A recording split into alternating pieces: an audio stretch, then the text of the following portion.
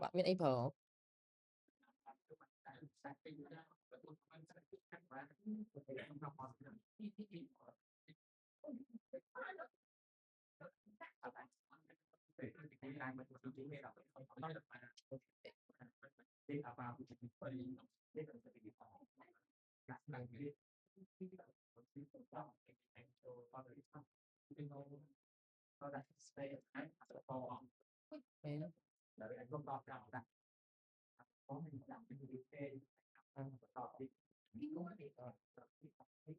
Thế đó.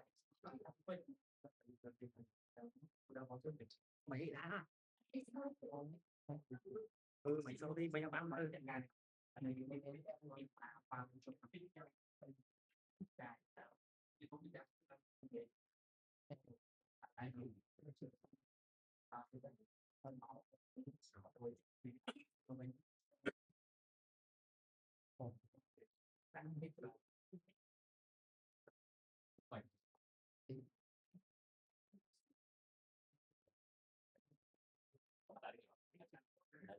Xịn.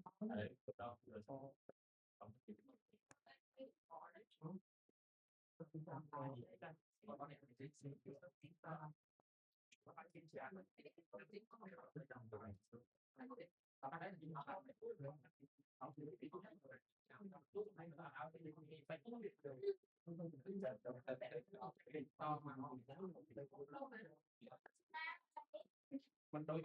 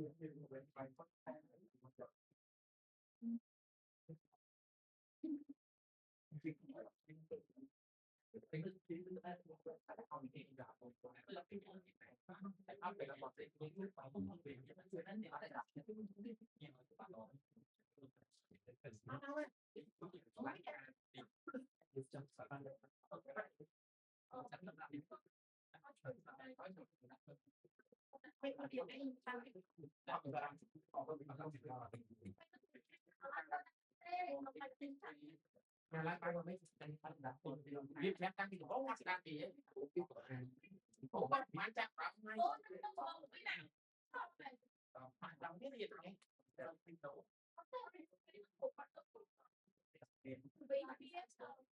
có đi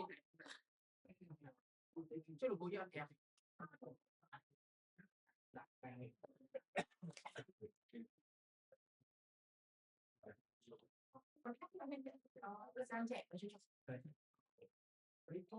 Rồi, ảnh phí